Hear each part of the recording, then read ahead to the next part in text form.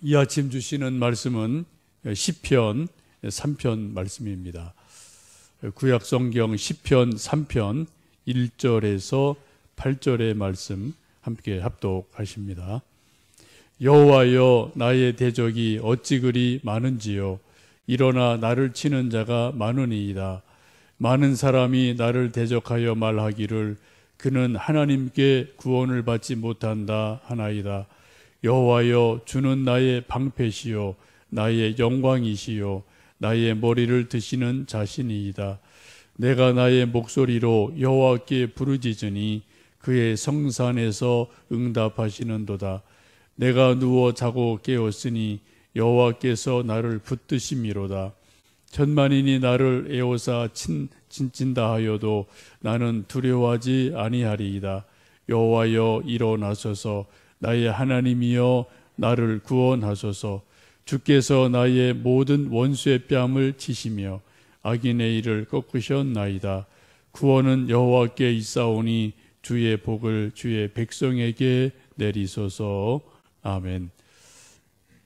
오늘 함께 읽으신 시편 3편의 표제가 있습니다.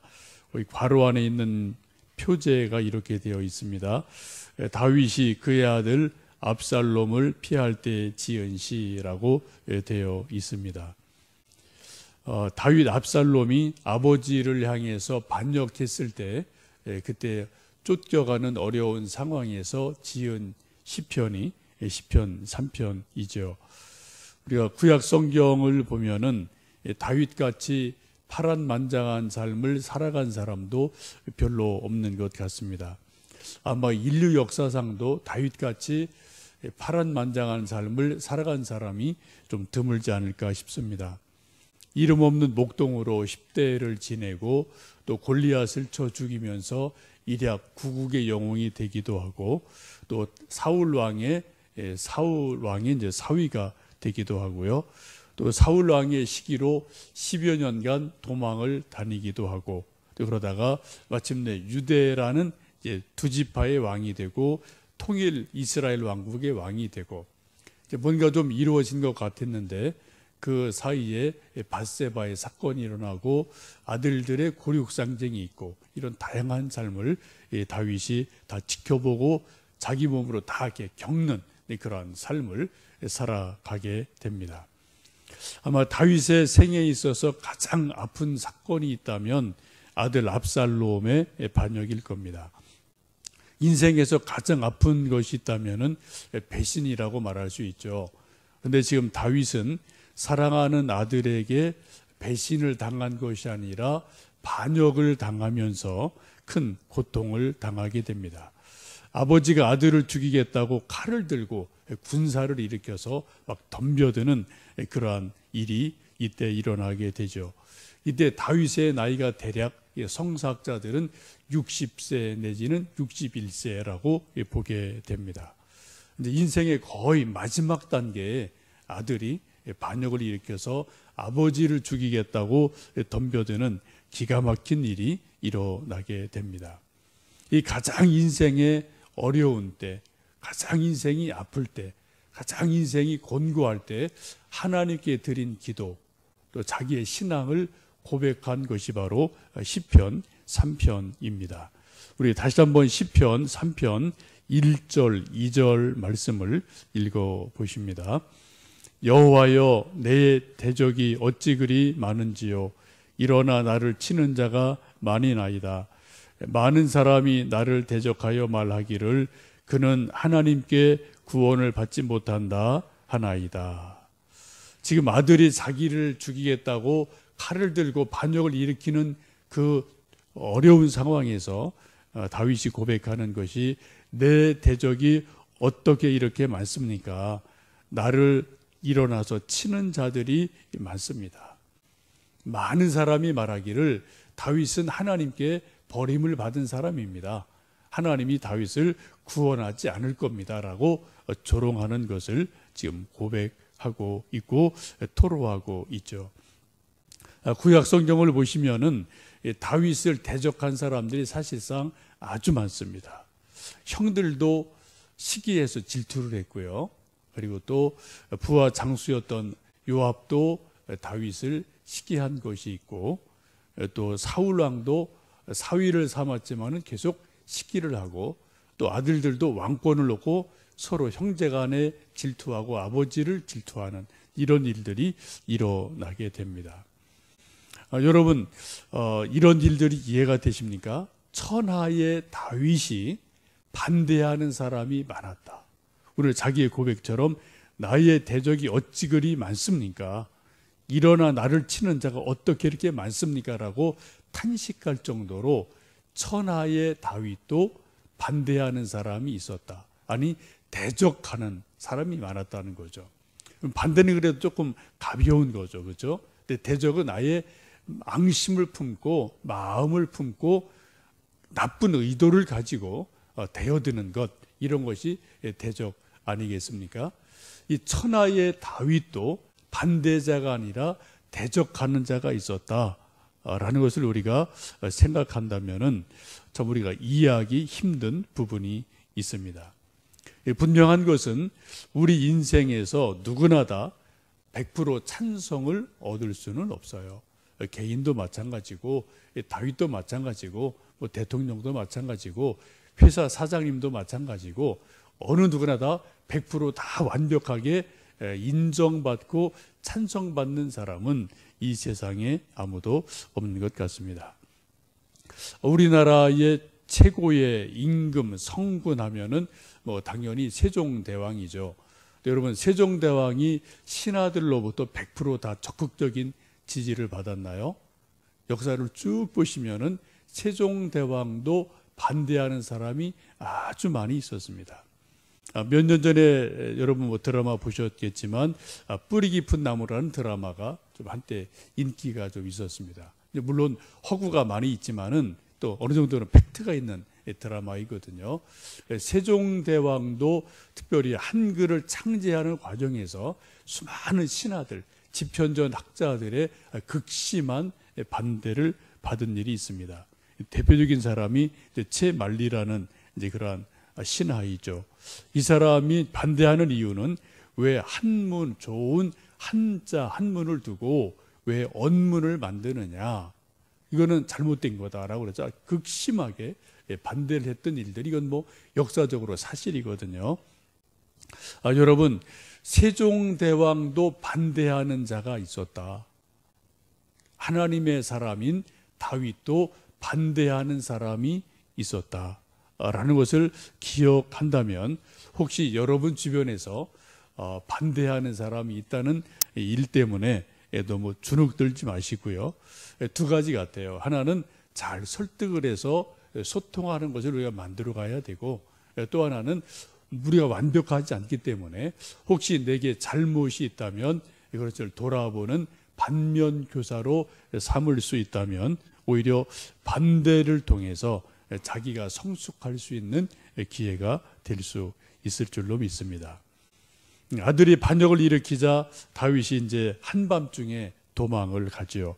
그 의급한 상황에서 하나님을 바라보며 드린 기도가 시편 3편, 특별히 3절, 4절입니다. 우리 3절, 4절 말씀 함께 읽습니다. 여호와여, 주는 나의 방패시요 나의 영광이시요 나의 머리를 드시는 자신이이다. 내가 나의 목소리로 여호와께 부르짖으니 그의 성산에서 응답하시는도다. 아멘. 지금 다윗이 큰 어려움을 당하고 뭐 말할 수 없는 창피한 일을 당하죠.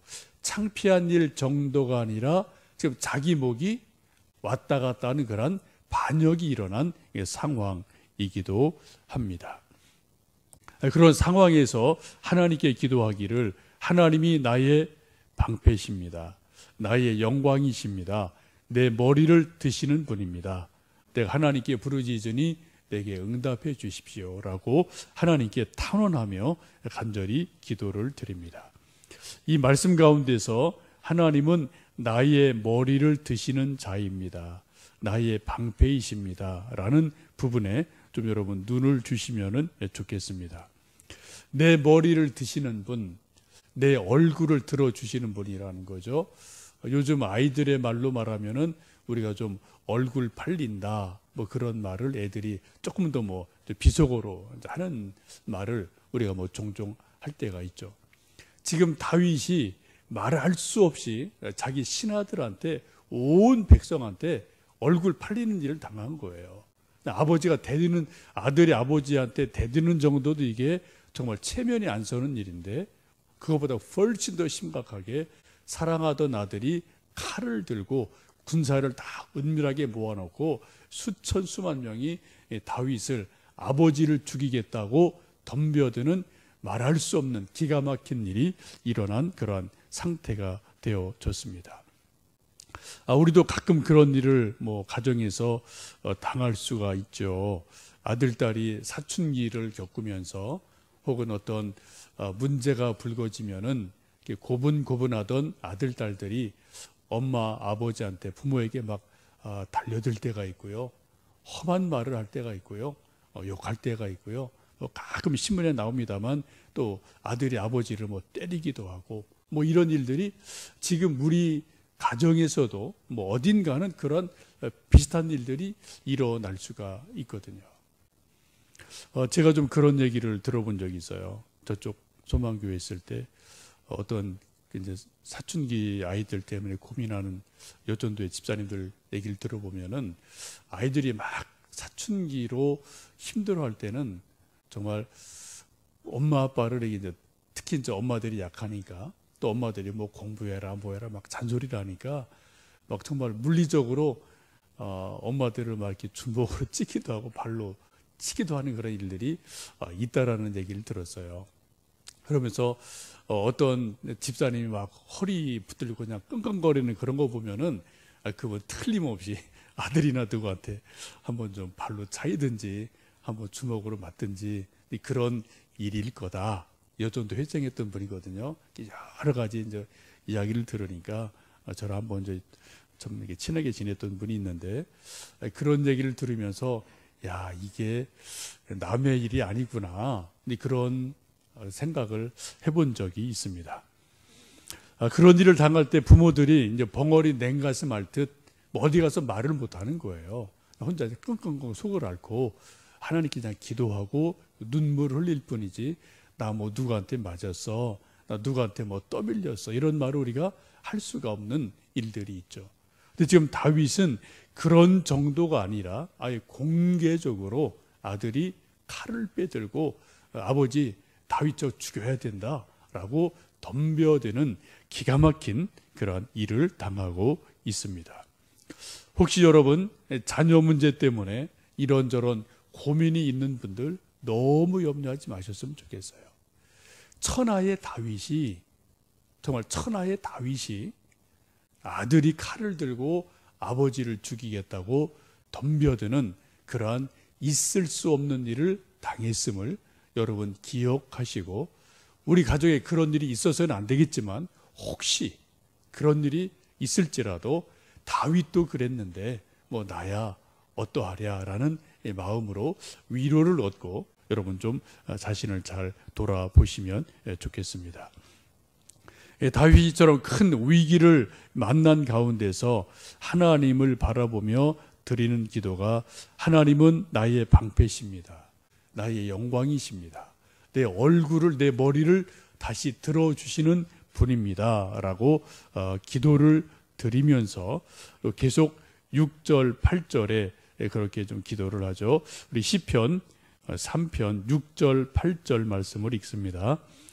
천만인이 나를 에워싸 진친다 하여도 나는 두려워하지 아니하리이다. 여호와여 일어나소서 나의 하나님이여 나를 구원하소서. 주께서 나의 모든 원수의 뺨을 치시며 악인의 일을 꺾으셨나이다. 구원은 여호와께 있사오니 주의 복을 주의 백성에게 내리소서. 구원은 하나님께 있습니다. 하나님 내 원수들의 뺨을 치시고 악인들을 꺾어 주십시오. 다시 나를 한번 세워 주십시오 라고 하나님께 간절히 탄원하며 기도를 드립니다. 다윗이 일생에서 가장 힘들었던 때가 제가 볼 때는 이때 같아요. 뭐 다른 원수들이 자기를 뭐 대적하는 것은 당연한 거죠. 다른 나라 왕들이 다윗을 뭐 대적하고 전쟁 일으키는 거는 당연한 거예요. 그렇지만 지금 자기가 낳은 아들이, 가장 사랑했던 아들이 아버지를 죽이겠다고 칼을 들고 반역을 하는 이 기가 막힌 상황을 다윗이 겪으면서 그렇게 하나님 앞에 내 머리를 다시 한번 들어 주십시오, 내 방패가 되어 주십시오 라고 탄원하면서 기도할 때 하나님이 결국은 그 위기에서 구원해 주시고 다시 다윗을 세워 주십니다. 이 위기에서 다윗이 한 것은 사람의 얼굴을 구한 것이 아니라 하나님의 얼굴을 구했다는 것입니다. 예레미야 29장 13절에 이런 말씀이 있습니다. 너희가 온 마음으로 나를 구하면 나를 찾을 것이요 나를 만나리라. 혹시 여러분 누군가로부터 반대를 받고 또 대적을 당하고 여러 가지 공격을 당하는 일이 있을 때, 혹시 가정에서 그러한 일이 있을 때 우리가 사람들로부터 위로를 얻기보다는 만군의 하나님 여호와께 피하시면 좋겠고요, 하나님을 방패 삼으시고 하나님께 얼굴을 돌리시면서 구원을 요청할 때 하나님이 다윗을 구원해 주신 것처럼 우리를 그 위기 가운데서, 어려움 가운데서 구해 주실 줄로 믿습니다. 오늘 하루를 살아가시면서 우린 또 사람들, 이 사람 저 사람 만나면서 우리와 친한 사람, 나와 마음이 통하는 사람, 말이 통하는 사람도 만날 수 있고, 또 누군지 몰라도 나와 말이 안 통하는 사람도 만날 수 있고, 또 말싸움이 될 수도 있고, 이건 우리가 뭐 매일매일 경험하는 일상생활이죠.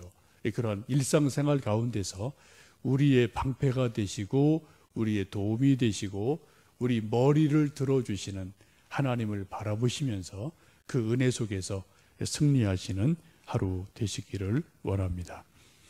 내일 사편을 읽게 되는데 사편도 이 말씀과 계속 연결되는 그러한 말씀이기도 합니다. 우리 함께 기도하시겠습니다.